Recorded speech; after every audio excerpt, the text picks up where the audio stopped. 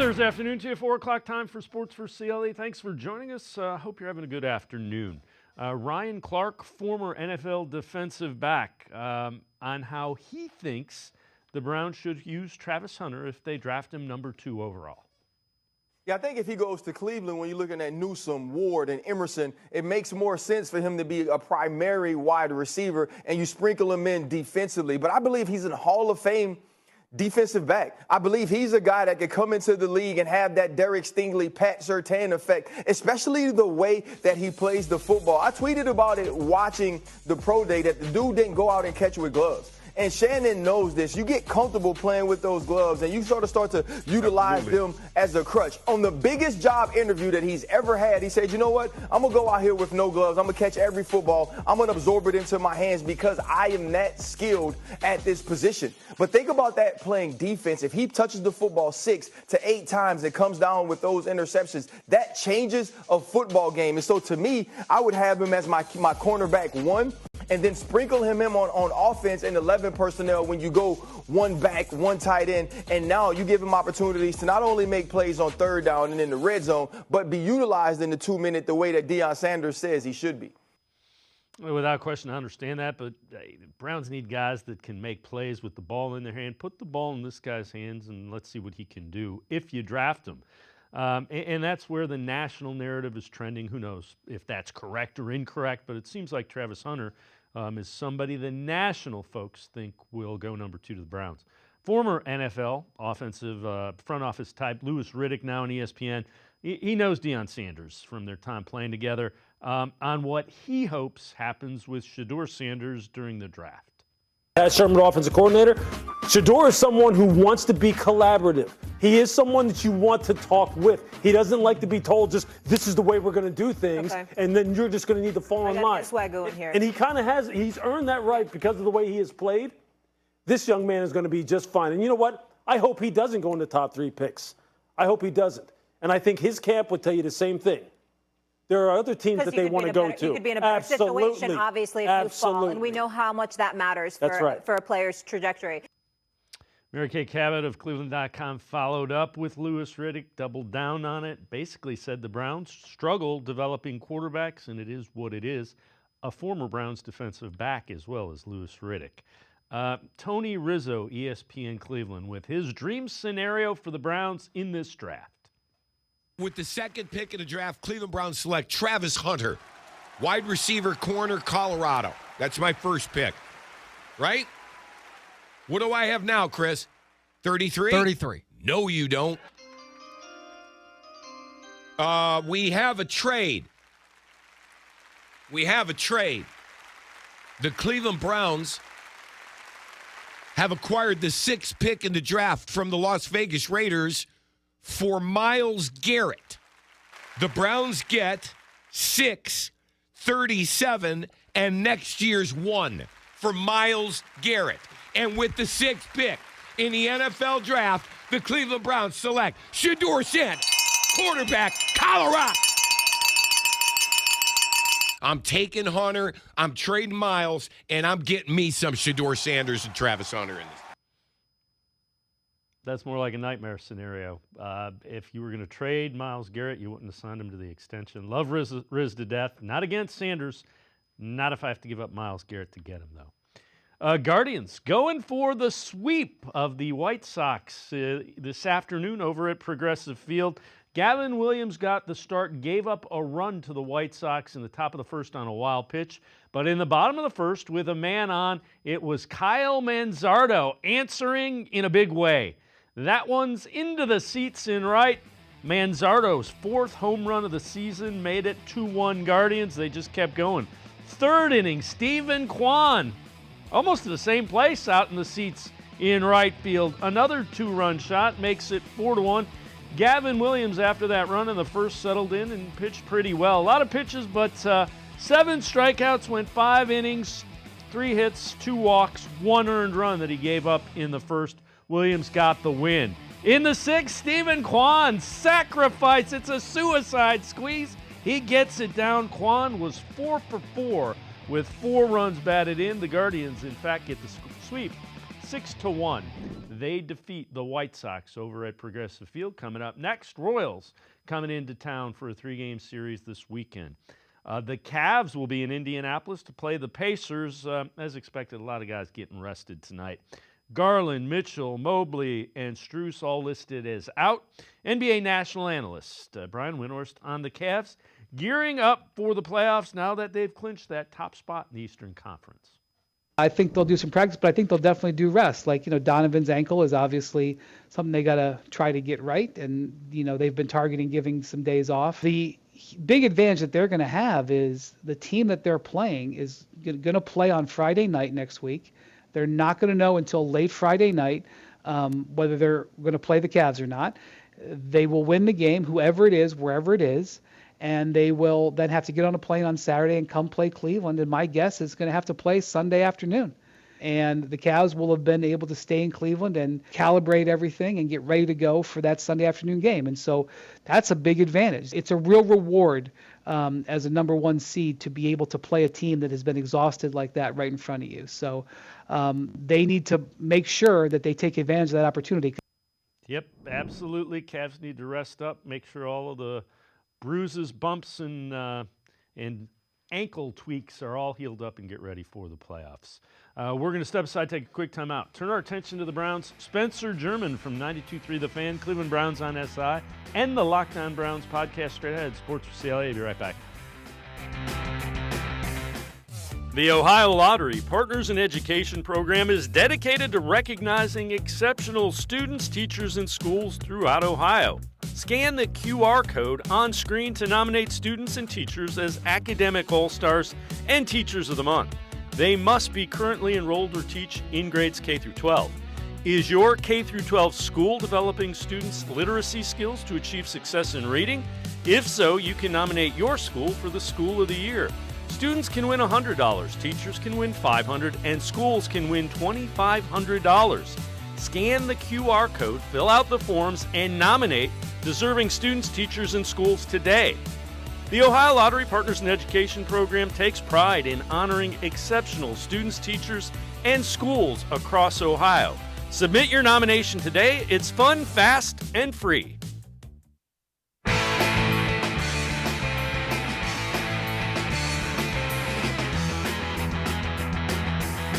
We begin by talking Browns on Sports4CLE. Marcus Spears, former defensive lineman in the NFL, with his thoughts on if Shadeur Sanders is worthy of a top 10 pick. Absolutely worthy of a top 10 pick. I love the projection to the Saints. Here's the thing, too. Lewis just heard me on Get Up give this, because I get pissed off about this. And we in the stadiums, Lou and I are in these stadiums. Mad Dog has covered this game long enough. And Molly, you know this as well, too. Every damn quarterback in the NFL cocky and brash. Every last one of them. Some of them don't say it publicly. Some of them tell me privately when I'm standing on the field with them before they about to play a Monday Night Football game. You don't think that that's a trait of all these great quarterbacks? You have not been paying attention to the NFL forever when it comes to these guys in this particular position. I'll tell you from a defensive perspective, if he ain't like that, I'm worried. If he doesn't have this type of energy coming into the league, coming into college, I'm worried about him when it comes to that. Here's the thing, though, about the NFL, and it's just like I said about Baker Mayfield years ago.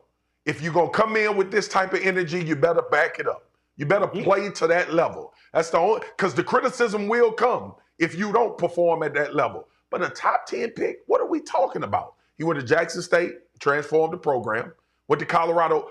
Yo, we didn't have Colorado on a ticker. I've been here 12 years. We didn't have their name on a ticker while I was here until Prime and Shadeur and Travis Hunter showed up, and they won some games and did some meaningful things.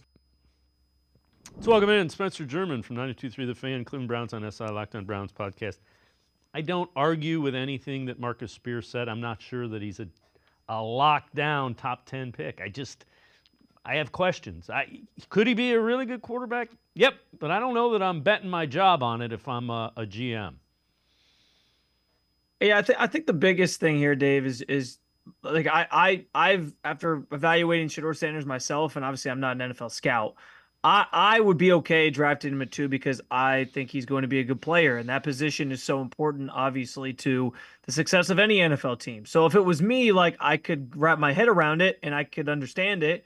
I think that the problem is, though, as we talk through these evaluations of the players and where guys are just graded, there are players that are graded higher than what teams, including the Browns, most likely have Shadeur Sanders. Now, they could still draft him, but you can't pass up when you have the guys that are ahead of him, and Travis Hunter, Abdul Carter. Those guys are consensusly being graded as better players, and there is something to the idea that you don't want to force the issue with certain picks or needs, especially at the quarterback position.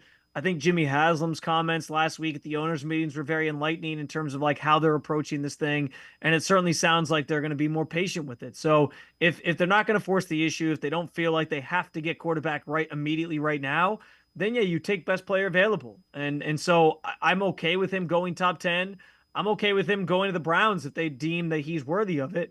I just think right now that there's higher grades on guys like Carter, guys like Hunter. And so it feels like that's the direction that probably this thing goes. And I can understand that totally, even though, I think Shadeur Sanders is going to be a hell of a player at the next level. Yeah, if they view him as a guy that's really good and they take him at 2, I get it. I don't have an issue with it.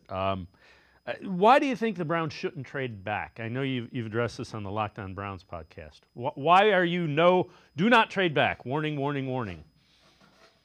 So I've kind of come to the realization, and I will say, like, this is a little bit of a walk back for me, because earlier in the pre-draft process, I was saying the complete opposite. I was saying I think the only options were take a quarterback or trade back to maximize the potential of this pick and get more draft capital for a team that has a lot of needs to fill. And I'm not saying it's a bad idea to do that if they decide to do it. If that's ultimately what they decide to do, I get it.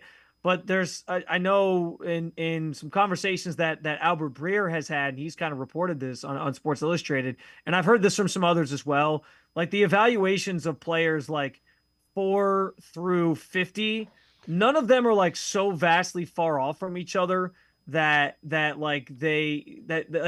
guess my point here that I'm trying to make is like the 2 players that are at the top of this class, non-quarterbacks, Carter and Hunter, their grades exceed what like the next like several rounds of players are going to sort of be. I once you get after those 2 guys, like the evaluations start to sort of be the same for like the next group of players, and then the next group of players kind of after that. So I just think it makes more sense if you're at 2 to take the best possible player that's available to you. And I think that these 2 guys that are being talked about in Hunter and Carter are a step above or a couple steps above this next group of players. And so if that's the case, like, I'm just going to take one of those guys and kind of keep it moving. So again, I understand why the Browns would consider it. Andrew Berry has a tendency to trade back at times, but I think that based on the 2 players that you're choosing between, or at least it seems like they're choosing between at this point, the grades on those 2 or the impact that those 2 guys could potentially have at the next level is just exceeds that next group of players. And so I do think there's enough of a drop-off there that I'd rather stay put. So you also, I know you think it's unlikely that the Browns take Hunter and then can trade back in and miraculously swoop in and find a way to get Sanders and Hunter and keep them together. Why do you think that's unlikely? So I actually, to be clear, I'd be 100% for this idea, especially after what I just espoused about my thoughts on Shadeur Sanders. I think he's going to be a really good player. So I'd love it if they could land both. And Andrew Berry sort of alluded to that after the pro day at Colorado last week, where he said, "Can I have both?" in some comments to cleveland.com that I know I saw. So it's not that I don't think they would consider it or it's not possible. Like, yes, they always could try to do it and thread that needle. I just think it's going to be more difficult to do than what people are sort of letting on. If they're trying to go from 33 back into the top 10, that's going to take a pretty massive haul to do. Like, they're going to have to give up a first-round pick again next year to pull off a move like that up the board.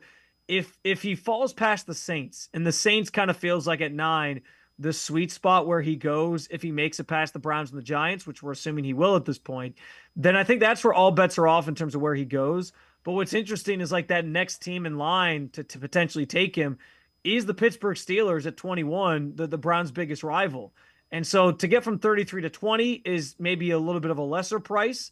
You give up 33. You might have to give up one or both of your third rounders this year. Maybe pick 104 in the fourth round. Maybe a future like third or second. And I always try to be clear with this too, Dave, because people love using the draft value chart that exists out there to like figure out what it would cost to move up and down the board. But that chart is just a guide.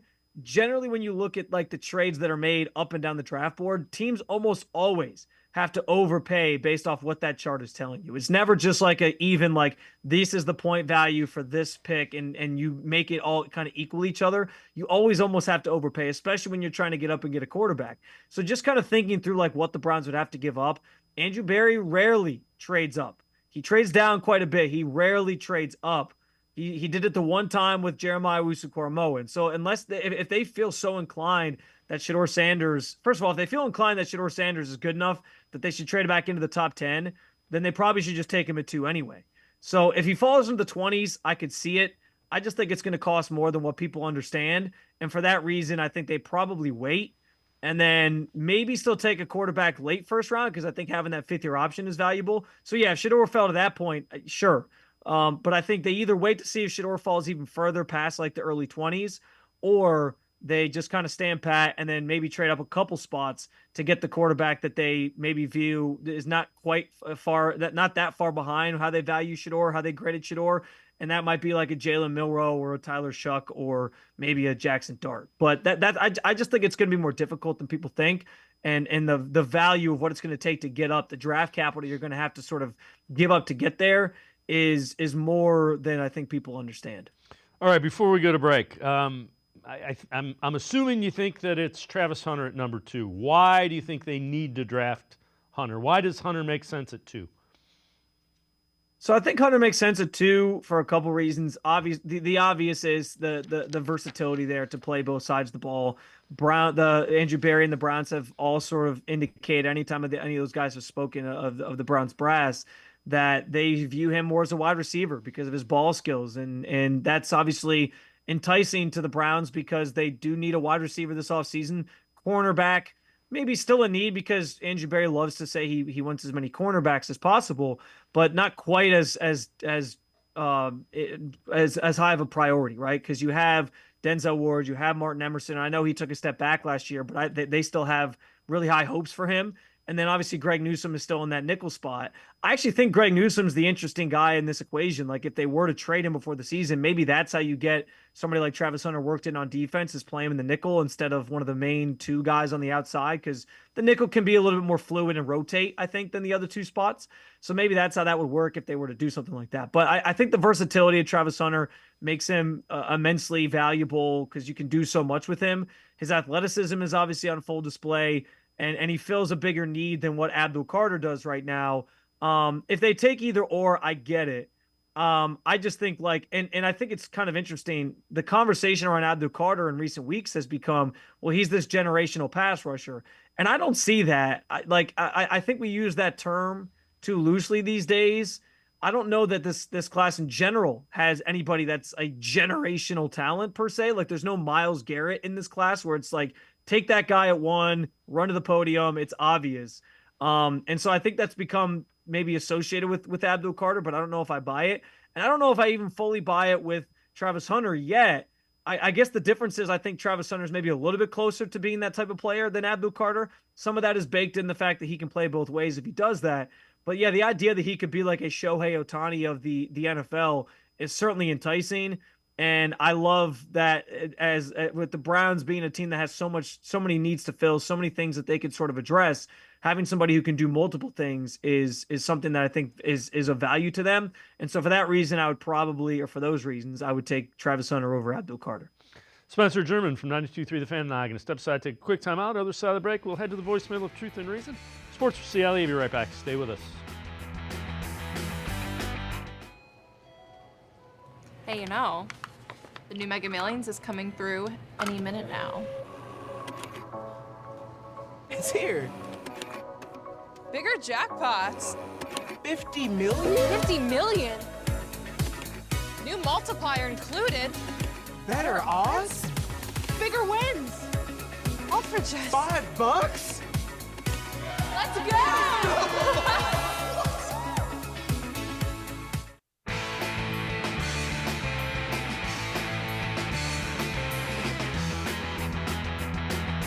We continue talking Browns with Spencer German from the Locked On Browns podcast, Cleveland Browns on SI. Let's head to the voicemail of Truth and Reason.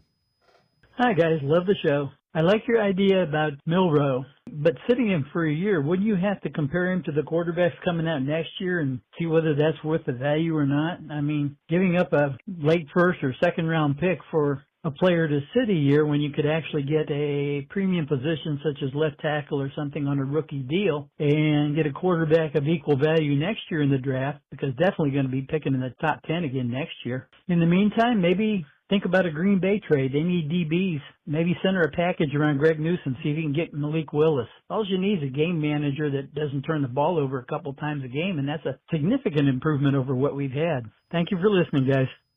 As always, appreciate all of the voicemails. Spencer, I get the thought, young guy, game manager, and I'm not opposed to trading Greg Newsome. I think Kenny Pickett is their Malik Willis, and Kenny Pickett has played a whole lot more football in the NFL than Malik Willis. Malik Willis has thrown 120 passes. Kenny Pickett's thrown 755. Pickett was a first-round pick. Willis, I think, was in the third round, something like that. Yeah, it's interesting because at the beginning of the offseason, I sort of envisioned the Browns quarterback room sort of finding like three different pillars of quarterbacks they were looking for. One would be a veteran, which they've missed on most of these guys to this point, still sort of waiting to see if anything plays out with the Kirk Cousins situation. One would be sort of a reclamation project, and I think this, to your point, that is Kenny Pickett, right? Like guy who goes somewhere else, kind of cleanses himself, gets a chance to come to Cleveland and try to sort of start anew and start fresh and compete for a starting job. So I think that was the second one. And then the third one was going to be a rookie, no matter who that was, somebody that they could sort of draft and develop and hope turns into this future quarterback for them. And so they have the reclamation project already in Kenny Pickett. Now, I've wondered if their philosophy on how that's going to look is going to change. It has changed at all, given how the market's kind of dried up and how some of these other things have kind of gone. And if the Kirk Cousins situation is one that they can't navigate and they can't come to a resolution and pull off a trade with the Falcons, do they then go with two reclamation projects or two veterans that are sort of trying to look to bounce back in their careers and then a rookie? So I don't know how their thought process on that has changed. I just think they already traded some draft capital to get Kenny Pickett. To your point, I don't know if they want to do that again to get like a Malik Willis. I like the idea of Willis. I've been very much endorsing the idea that there's not really any bad ideas this offseason except maybe Aaron Rodgers when it comes to figuring out the quarterback position. So if they were to do it, I totally would get it. I just don't know if that's kind of on their minds at this point in the offseason. Yeah, I would agree. And you know what? Don't dismiss the idea of getting a younger quarterback or a quarterback early in the draft and a quarterback later in the draft as well. Taking two. You need to find a way to get that quarterback room productive. I know you wrote an article. Jedrick Wills, we haven't heard much about him in free agency. Is that a guy you think they should look to potentially re-sign? They have a new offensive line coach that's a Bill Callahan protege that, Jedrick Wills looked better with Bill Callahan as his coach. Yeah, I sort of piggyback that topic off of the comments made by Nathan Zagur actually on our station 92.3 The Fan where I work. He sort of threw out the idea of like right now where the Browns are at, like go re-sign Nick Chubb, go re-sign Elijah Moore, go re-sign Jedrick Wills. And of those three, Nick Chubb and Elijah Moore actually make some sense. Like Elijah Moore, position of need. He was never great, and I don't know if he's ever going to be great, but he's kind of like a steady presence in your offense. You know what you can kind of expect from him. Browns could use more wide receiver depth in that room. So that one makes some sense. The Jedrick Wills one is interesting because I get where he's going with that. Like, why not bring him back, see what he can do? He knows the offense. You kind of, again, similar to Elijah Moore, like you kind of know what to expect from him, even though what you can expect is maybe not great football, and fans obviously express their own frustrations with him over the years. I'm kind of in that same bucket as many fans. I don't know if it's worth bringing him back at this point. He's run his course. At this point, we can say it was a failed first-round pick that they used on Jedrick Wills. Yes, he was better under Bill Callahan than he was, I guess, last year, but I just think the injuries have piled up. I think it's time to just kind of like let bygones be bygones with that situation and move forward with other guys. Yes, it would add some depth and along the offensive line, given how many injuries this team has dealt with up front the last couple of years, it doesn't hurt to have more bodies in that room, especially one that you're familiar with. But I just think that ship has sailed with Jedrick Wills. So I'd probably say not to bring him back. But I understand the thought process there, because at this point, with how the market's kind of played out, Jedrick Wills is probably going to sign somewhere on like a prove-it style deal where he's going to try to resurrect his career and see if he can get a bigger contract on the back end. And the Browns are in a situation where they kind of got to sign players to those types of deals because they don't have a lot of money to work with. But I think it's time to let somebody like that just kind of go and let that ship sort of sail off into the sunset.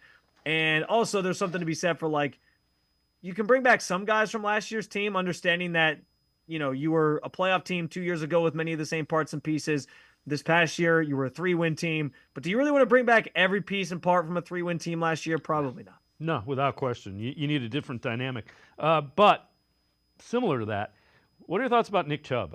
We haven't heard much. My guess is the longer this goes on, the more likely it is he comes back. That's just a personal guess, and I don't have anything to base that on other than how the NFL usually works.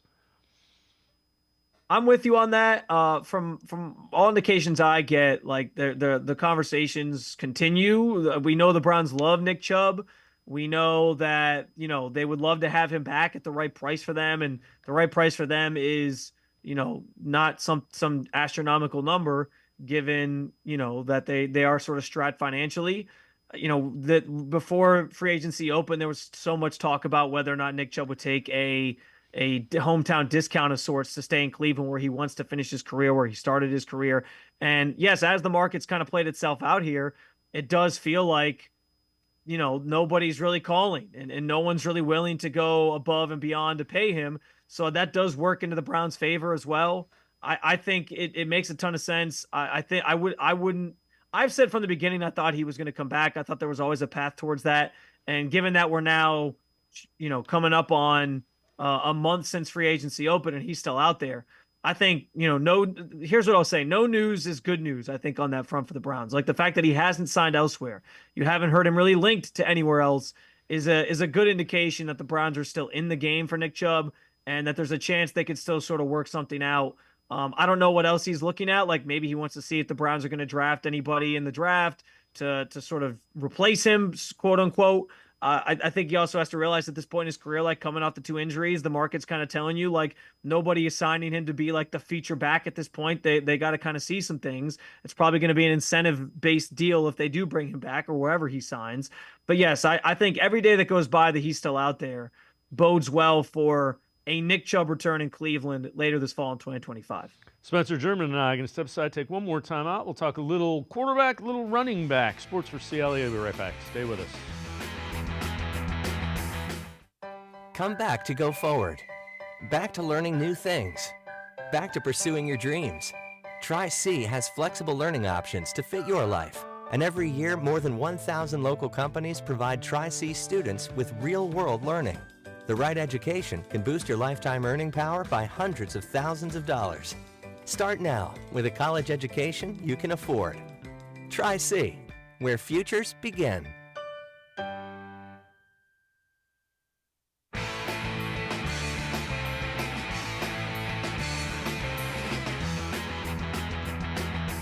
We continue talking Browns with Spencer German from 92.3 The Fan, the Cleveland Browns on SI. So Deshaun Watson posted this on his Instagram. You know, the performance comes when, you know, your back is against the wall. It comes better because you kind of got to really lock in. You know, you don't have anything pretty much to lose. And I feel like that's where I'm at right now. You know, everyone's doubting me. You know, everyone don't believe in me. Everyone don't think that I can get back to where I was. But I know and I believe the work that I put in, what I believe in myself, the peace that I've been, you know, channeling these last couple months. I know I'm gonna be way better than before.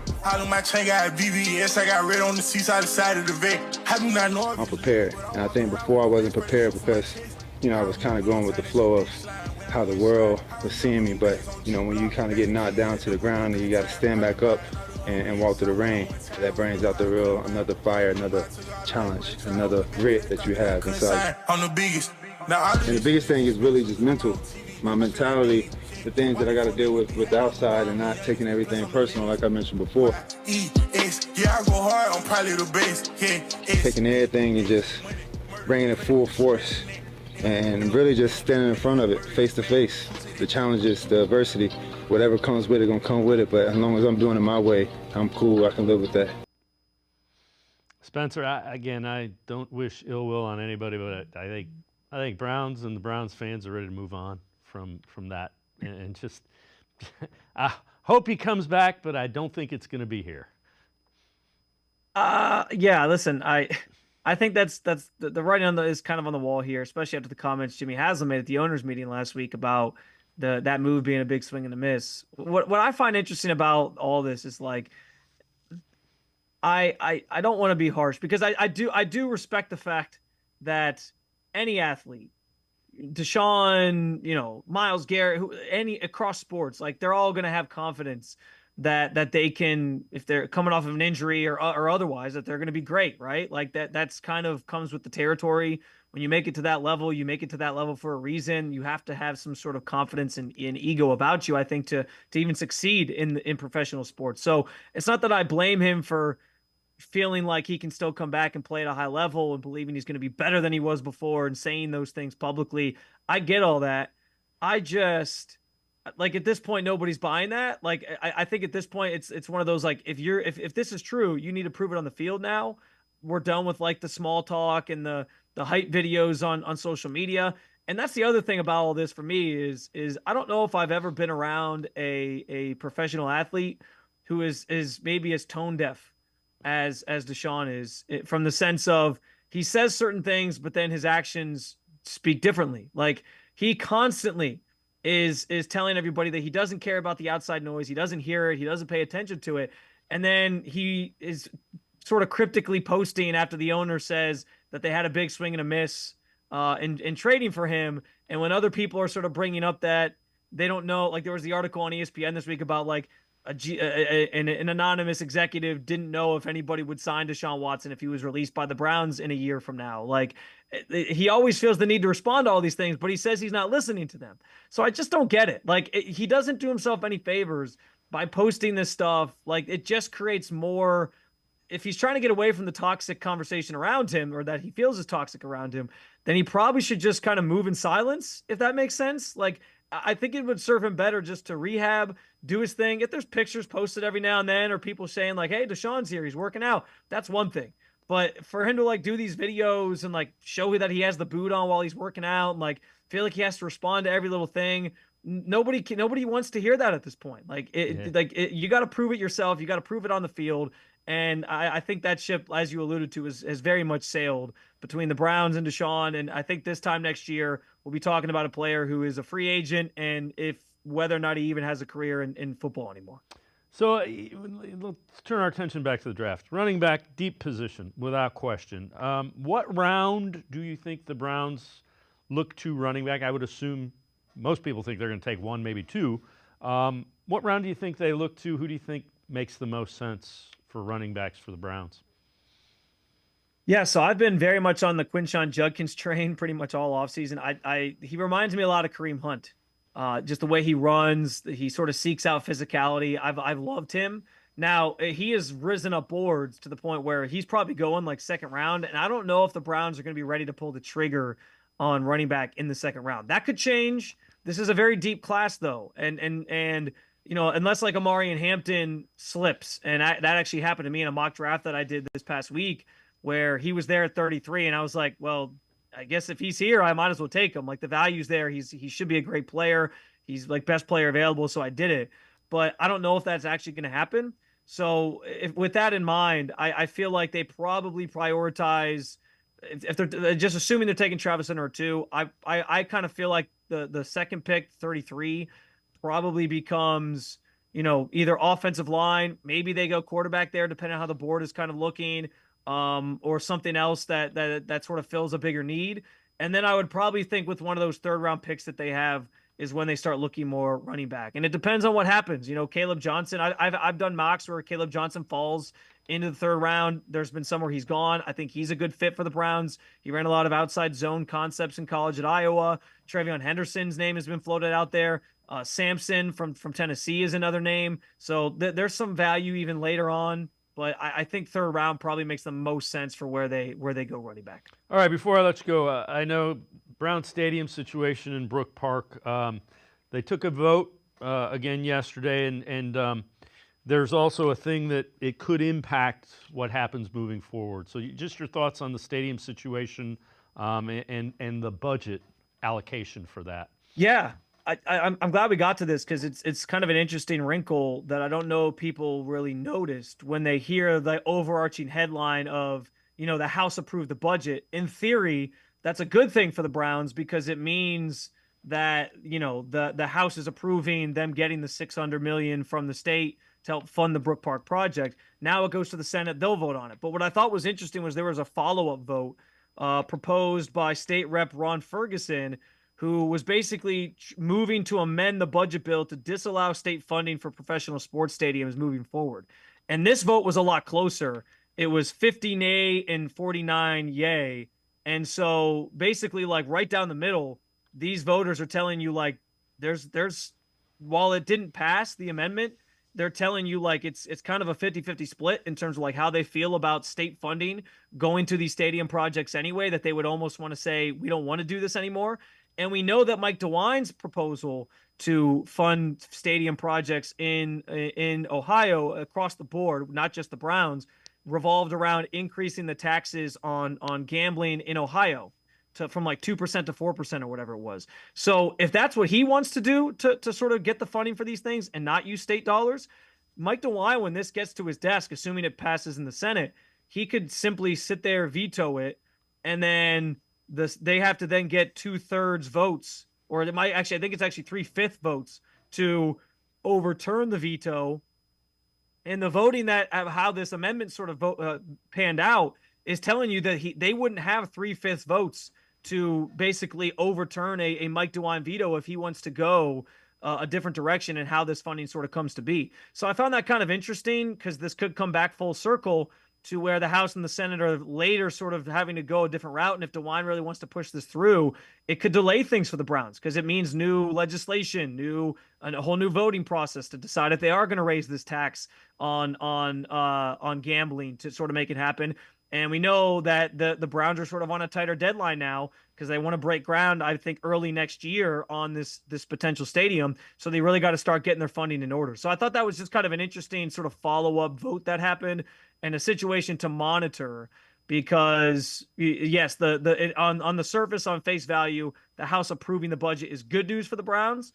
But if DeWine decides he's going to sort of go rogue and veto it and go with his way of sort of finding this funding, then it could alter things or alter plans that the Browns have. Yeah, it'll be interesting to follow that as it plays out. Spencer German, as always, great stuff. Appreciate the time and the insight. Thanks very much, Spencer. Absolutely. Always a pleasure, Dave. Thanks. Spencer German, make sure you check him out. 92.3 The Fan, Cleveland Browns on SI. Also the host of the Locked On Browns podcast. We're going to step aside, take a quick time out. Jake Burns from BrownsFilmBreakdown.com. More Browns straight ahead on Sports4CLE. Stay with us. Yeah, just getting this bad boy ready for the new $2 million Extreme Cash Scratch-Off from the Ohio Lottery. It's got $38 million in total prizes. We added cup holders, monster truck tires, obviously. Just installed the air horn for that wah, wah, wah, for when someone reveals Extreme and wins every prize on the Scratch-Off. My boss thinks the light show is a bit much, but how do you play? You just scratch it off. You can win up to $2 million. Oh, how do you reach it? I'll go get a ladder.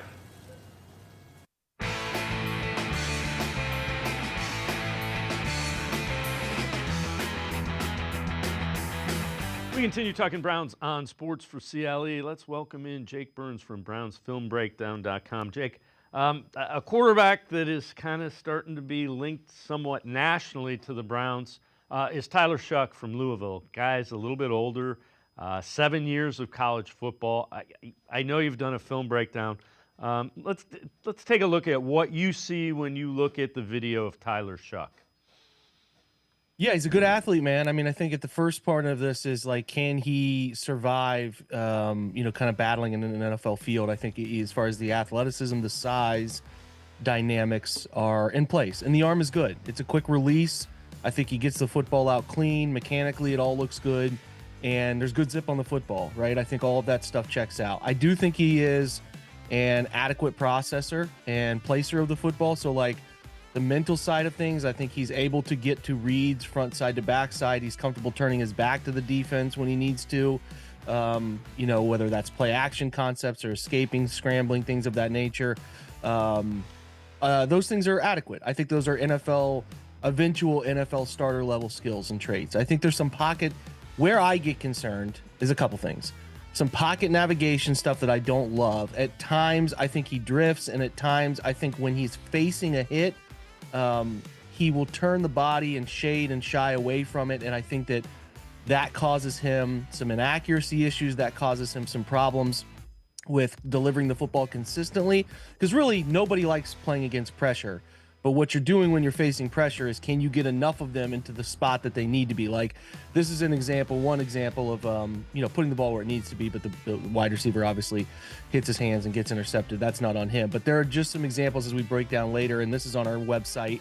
It's about 15, 20 minutes spent on him breaking things down, kind of pointing out the positive athletic traits, arm strength traits. I think everything is there mechanically, and I think the processing is fine. It's just when teams change the picture on him, when he's got to sit and deliver, and he's got to do it amongst chaos. My biggest concern is that he doesn't stare down the gun barrel the way you need a guy to. He doesn't have that calmness, the coolness, collectiveness enough that makes me feel super comfortable. On top of, he's 25 now. He's going to turn 26 in season. That would put him in among the top 10 oldest players drafted in the NFL draft. And what you would hope for with a player like this is somebody who has a large amount of experience in side of that age, right? You're older. Do you have a ton of snaps? Maybe 2,000, 2,500 snaps.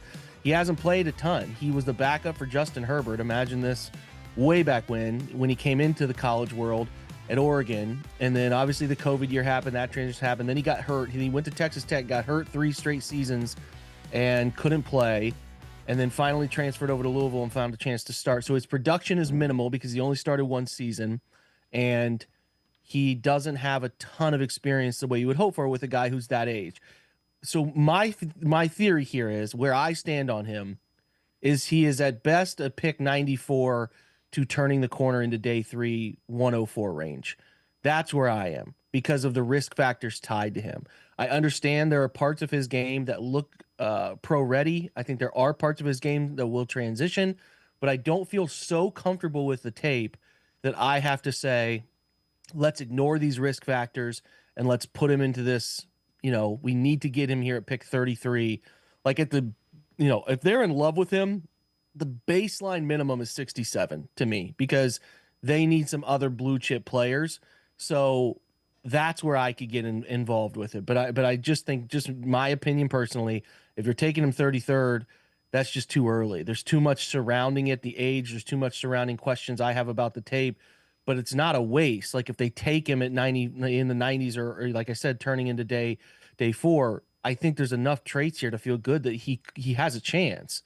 He has a chance to transition from college to the league and be okay. But again, ultimately, when your roster, I think, has some spots that just badly need addressed, and if I don't feel like he's a surefire thing, and I have, like I said, the Browns have some draft capital, but a lot of it's later. So your valuable picks inside the first, one top 100, those 5 picks, you really need to make sure you're applying those correctly. And some of the factors of Shough make me a little nervous there. So a player I'd be fine with in specific ranges, but I think he's being mocked, in my opinion, too early. So when you look at it, and I know you've written about this on BrownsFilmBreakdown.com, idea quarterback, running back fits for different sections of the draft. The Browns definitely need a quarterback, and they definitely need a running back. So what range would you assign guys that have been talked about a lot? Yeah, I mean, I think it's, again, if you're going early, and I consider early 2 or 33, you're probably saying you eliminate Cam Ward. if you're saying like what's the best fit, it's probably Shadeur Sanders, but probably not at pick 2. So maybe it's trading back up. That's probably the best fit. The most likely fit is probably Jalen Milroe in that range as well in those early picks. So Milroe makes sense. And then the running back situation, if I'm going early, Amarian Hampton's probably the guy I'm going after. Ashton Genty's going to be gone in the range. He's not worth the second pick, and he's going to be gone well before 33. But Hampton and Judkins are the two guys, Quinshon Judkins, that I think could be worth that 33rd pick. Now, me personally, I think the NFL draft is too loaded at running back this year to be spending that highest selection on a running back. So to be clear, I think the sweet spot is more the middle rounds, which I consider the 2 third-round picks and the early 4th-round pick. I think who I identified is an appealing player in that spot is Will Howard. I think that Howard has a lot of downfield accuracy tools I think the Browns would like. The leadership traits are exceptional. And I do think that he got better using the middle of the field as the season wore on. The placement, again, like I said, on deep throws downfield was really good. One of the better deep ball throwers in the class, accuracy-wise. And like I said, started to really use the whole field in a very unique way and has some experience getting up under center, being able to turn his back to the defense and throw downfield. And then, obviously as well, he can run the football. He's a pretty solid athlete as well. The ideal running back fit for me, I keep going back to Dylan Sampson from Tennessee. I really like he's got like a Tony Pollard, light Alvin Kamara, great comp in the middle of that somewhere. Slender build, not powerful, but boy, is he elusive. He can also get between the tackles. He can get skinny in between running lanes and gap schemes, but he can also press a hole and bounce outside. Reads things well, 36 touchdowns in 35 games, All-American last year, SEC Offensive Player of the Year. I think he can block better than the frame would tell you he can block and be a 3-down back, and he can certainly catch the football and be a dynamic athlete in space. So that's the one that I really like in that sort of middle tier. And then if you're going late, the guy I identified late is Curtis Rourke out of Indiana, who I think has some fun quarterback tools. Will really deliver the football down the field. He's willing to stand and take some hits. There's some limitations in arm strength and limitations in mobility. He started out at Ohio, obviously, and then transferred to Indiana, but put together a really strong season. And I think he's a very structured, regimented quarterback that I like. And then the late running back I'm into, which I don't know if he'll get to this point late, but if I'm just kind of pinpointing guys who could be there in the 4th, 5th range, to me, I think DJ Giddens from Kansas State, who he just tested too well to probably be there, but that's the ideal swing for me is that player, or Devin Neal from Kansas, who's another fun player, both Kansas and Kansas State there.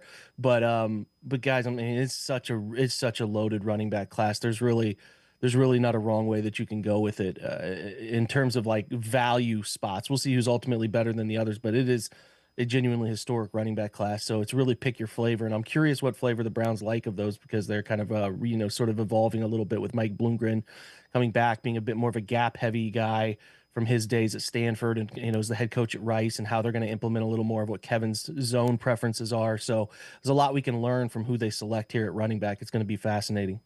So the other thing that you've done a film breakdown on Abdul Carter. So let's take a look at that. That's a guy that was early attached to the Browns at number 2. Now it's kind of swinging maybe a little bit more towards Travis Hunter. But what do you see when you look at Abdul Carter on video? I mean, I think people who, compare him to Micah Parsons, they're doing that a lot of jersey scouting, same number, same college, but he's really good, man. He is fast off the football, one of the better pass rush win rates, the best pass rush grade, and one of the better pass rush production metrics in all of college football, and he plays to the speed. I mean, if you're talking about a guy you would love to pair with Myles Garrett in an ideal scenario, it really isn't there isn't a more clean on-field prospect than Carter here, who I think is, again, he's not huge. He's not that 6'5", 270 Myles is, but he's 6'3", compact, 245, 250, and he plays stronger, heavier, faster than you would think. It's just a unique size become. It's so ironic that Parsons is from Penn State, wore the same number, because these guys are, very similar football players. He can play off the ball. He played some off-ball linebacker, so he's comfortable playing in space. But when you put him on the edge, if he's coming down, turning the corner, and winning with speed around the corner, he can bend the corner and turn in the short corner and get shallow like Miles can, ironically, to get after quarterbacks on the high side. But he's powerful enough to run through guys who are afraid of his speed.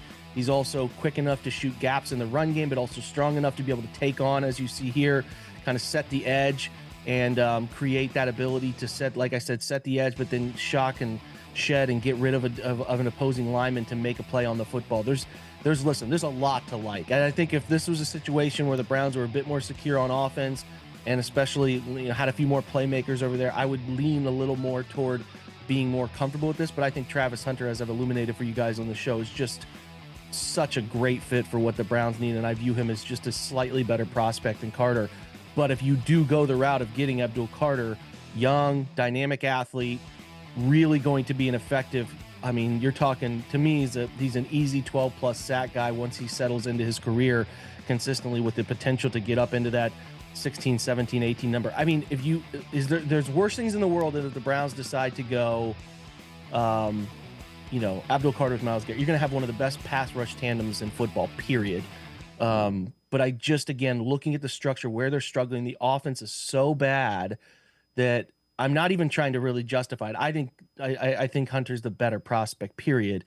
But I just want to be clear that, if they did take Carter and you found yourself disappointed, maybe you wanted Hunter, maybe I'm talking for myself a little bit. It's not that you're not getting a good football player. The guy can really play, and he's going to be a good player in the league. There's some concerns a little bit about, can his body hold up to some of the things at the NFL level, size-wise, taking on tackles, big, long, lanky NFL tackles, and handling that consistently? Can he mature a little bit? You read some things about executives talking about he's a little bit like Miles in the fact that it's show up and do your thing and be elite, and don't maybe necessarily be as on time to things, or some of those cultural things I'm concerned a little bit about, and I like that more from what I understand about Travis Hunter. I like that person more for the fit for what the Browns need. But I think with Carter, you're searching for things, and it's like, yeah, I'd like this to be maybe a little better here or there around the edges, but really good football player. Jake Burns and I are going to step aside, take a quick timeout. Other side of the break, Jake has kind of teased it a little bit, so we'll take a look at his mock draft for the Browns. Sports4CLE, be right back. Stay with us. Come back to go forward.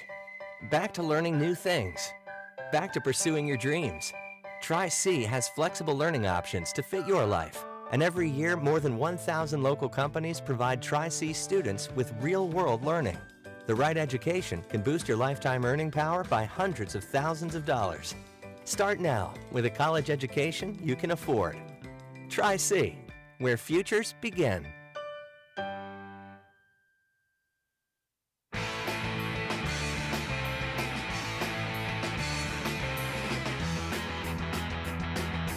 We continue talking Browns with Jake Burns from BrownsFilmBreakdown.com. So Jake has done a mock draft, and a couple of trades are setting the table here. So the Browns trade 33, 192, and a 2026 sixth rounder to get up, trade back actually, pick 36 in the second round, and then they move up and get 107. They also trade picks 94, 200, and 216 to Houston to move up a couple of spots in the third, get 89 and 236.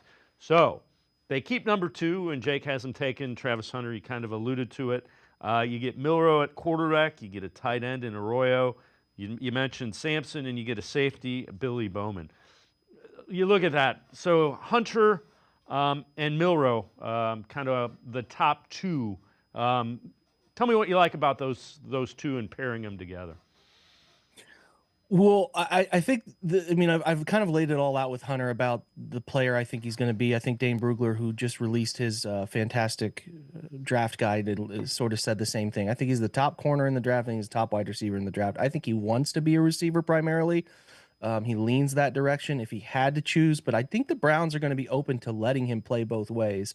And I'm open to that too. I think there's a world in which he's on the field on offense a lot of the snaps, maybe 80%. He's off the field heavy tight end sets, or maybe some different personnel groupings. He's off the field to get a little bit of a break here and there, and that's something they can bake in. Same for defense, but it's really whatever they want to do. I don't think they can go wrong.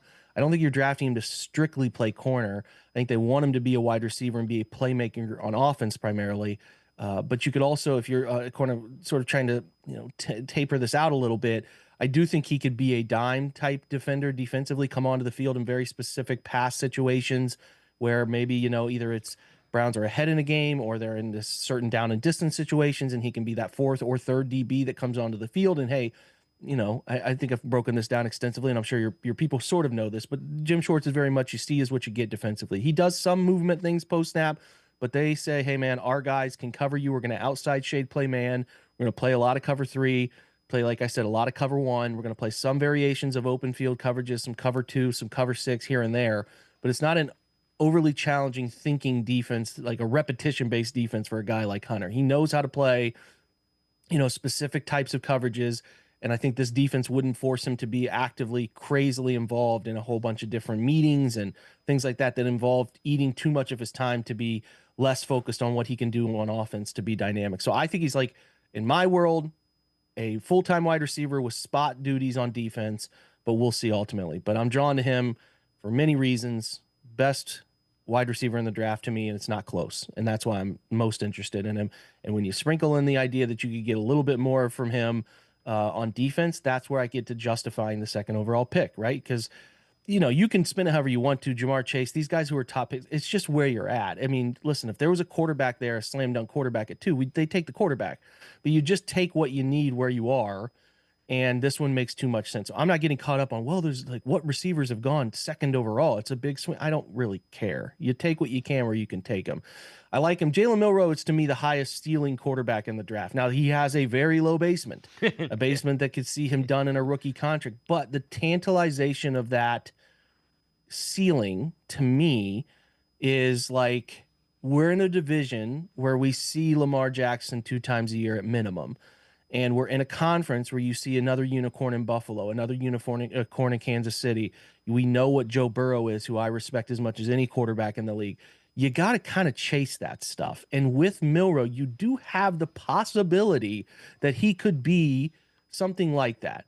I think he compares more to Michael Vick as a thrower and runner than he does Lamar Jackson, because Lamar was much more refined as a passer, productive, and his concept stuff, what he was doing at the college level, is still something that will go down in NFL history as how did we miss this sort of thing in terms of what he was doing throwing wise at the college level. But so much for Milroe, like it was with Lamar, is who he's paired with and how they bring him along.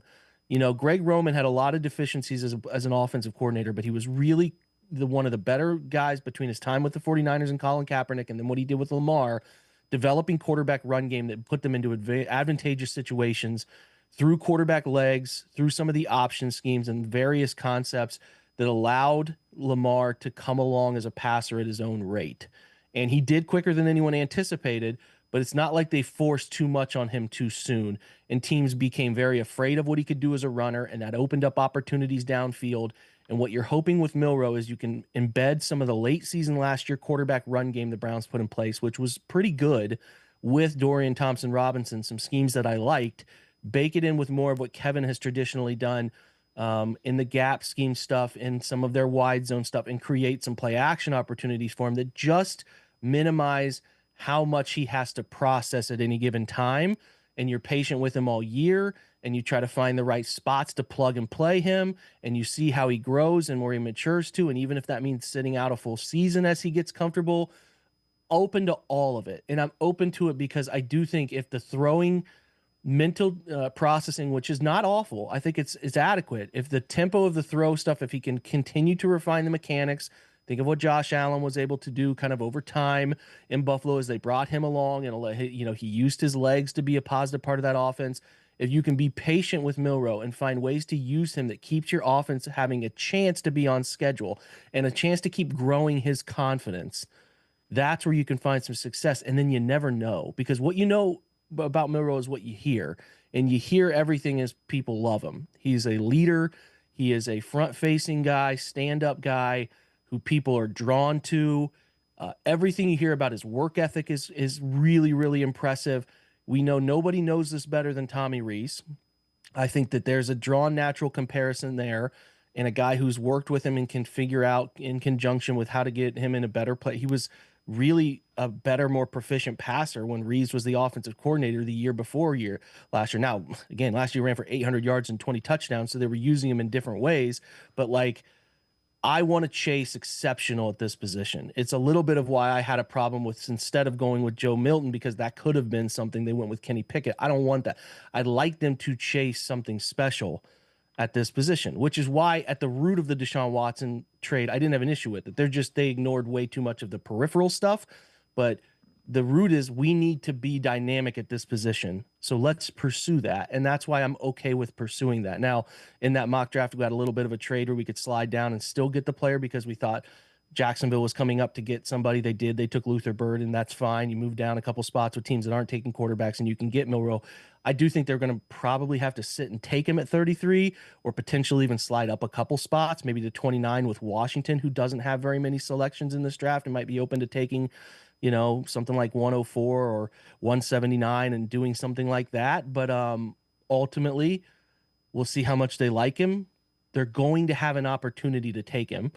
And I think that there's a pairing here, and I think you should be excited about it, because if Travis Hunter becomes who we envision he can be, which is one of the more, you shy away from saying Justin Jefferson types, but a guy who's got that kind of twitch, route, nuance, hands, athletic ability, body control, he could be that. And then you get somebody who's a version of Lamar Jackson. Football's pretty fun in Cleveland all of a sudden. So that's why you're drawn to the idea of it. I'm with you. Jake Burns, as always, great stuff. Appreciate it very much. Make sure you check him out. BrownsFilmBreakdown.com is the website, Jake, as good as there is with breaking down film and video of guys. Tell us what the website is all about, Jake. Yeah, like you illuminated, film breakdowns are a constant part of what we're doing, but it's really content-driven to make you think about a team you care a lot about. If you're a passionate Cleveland Browns fan, you think about them all the time. What are they doing? Why are they doing it? How did that come together? Why did that fail? Why did that succeed? That's what we're answering every day. We try to illuminate you, make you a smarter fan, and I think we're growing in a really cool community, too, that's kind of communicating back and forth in chat forums all day about topics around the team. So I just think it's a cool group of people that care a lot about this football team, and we're trying to cover it in unique ways. So there's a trial period. You can come over, see if you like what we do. We would greatly appreciate anybody coming over and joining us. And thanks, guys, for having me on. Sounds good. Jake Burns, as always, great stuff. Appreciate it. Make sure you check him out. BrownsFilmBreakdown.com is where you can find them, and it is always really good and insightful stuff. It's going to do it for this edition of Sports for CLE. We'll see you back here tomorrow at 4 o'clock. Have a great night, everybody. See you tomorrow at 4 on Sports for CLE.